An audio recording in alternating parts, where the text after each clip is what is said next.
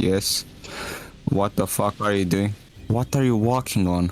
What do you mean? How are you flying? I wasn't flying. What? Let me send you the screenshot. What in the fuck is you doing, little I'm just homie? quirky like that.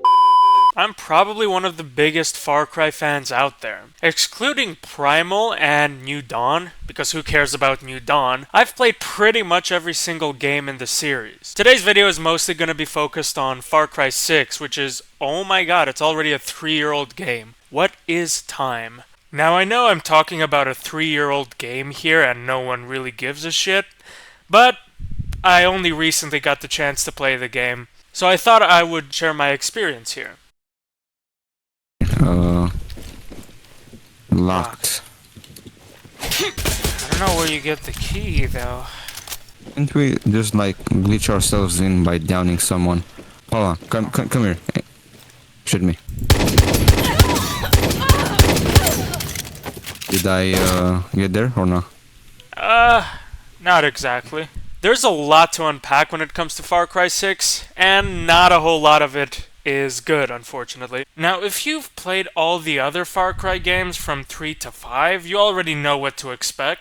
The formula for these games hasn't really changed a whole lot since the third game, and a lot of people like to give it shit for that. But honestly, I don't mind it at all.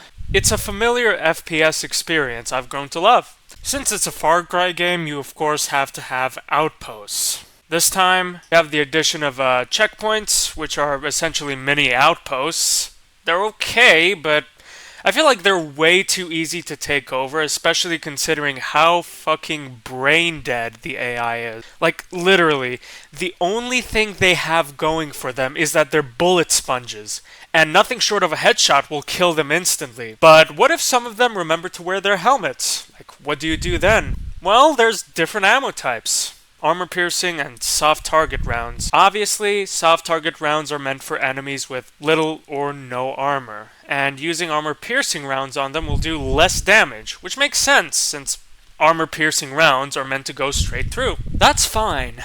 But why does it take 2 headshots to kill enemies without helmets with armor piercing rounds? A headshot is a headshot, right? So it should kill them instantly regardless. Well, wrong. Another thing they've introduced in Far Cry 6 is special forces. Basically, if you cause enough chaos in an area, Funny Chicken Man will send his special forces after you.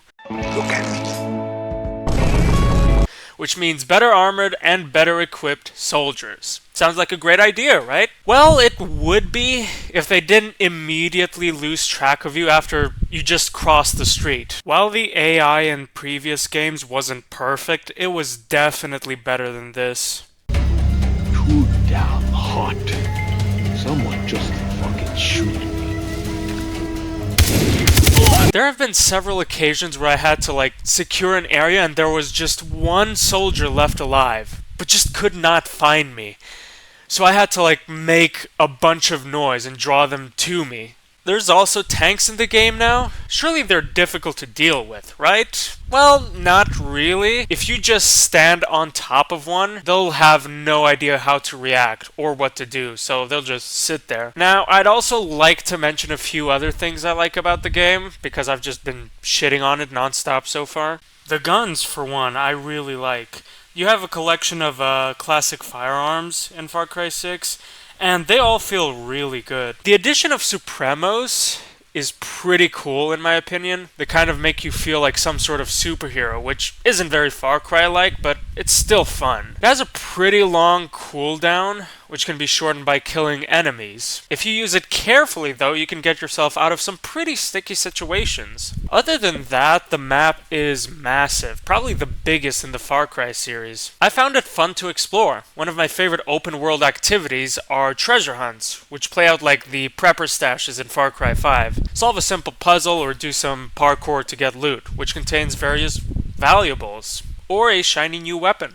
Also, for some reason, sliding in this game is the most fun thing ever. Every time I would try and see how far down I can slide before I was stopped. There's also guerrilla paths hidden all over the map, which you can use to avoid enemy patrols, of course. But what is the point of doing that when the enemy does not recognize you. Like, all you have to do to avoid enemies is just put away your weapon and you can walk right past them. So I'm pretty sure most people would prefer to travel by road instead of these rough paths. With all the chaos I've been causing throughout the game, surely they would at least put up a wanted poster, right? Well, apparently not. Another thing I would like to mention is takedowns. Pretty much a staple in the series. Takedowns in Far Cry 6 are definitely a step up from the previous entries. They're a lot more brutal and a lot more satisfying. Like, in combat situations, I find myself trying to do as many takedowns as possible just because they're like so satisfying.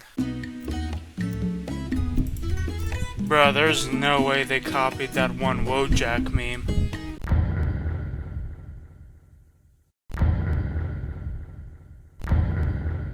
Honestly, I wasn't sure if I wanted to include anything related to the story since it's really not that interesting in my opinion, but there are a few things I'd like to mention. Far Cry 6 takes place in an alternate universe where Gustavo Fring didn't die and instead went to the peaceful island of Yara, where they immediately elected him president because they clearly haven't watched Breaking Bad. In Far Cry 6, you're put in the shoes of Danny Rojas, who can be both a man and a woman. And it's a protagonist with an actual personality? What? We haven't really seen a protagonist with a real personality since Jason Brody in Far Cry 3. There was also AJ from Far Cry 4, but to say he had a personality would be a bit of a stretch. She's pretty likable, and unlike previous characters, has military experience, which explains her amazing skills on anything murder related. There's not really much of a point in mentioning the other characters since most of them are pretty forgettable anyway,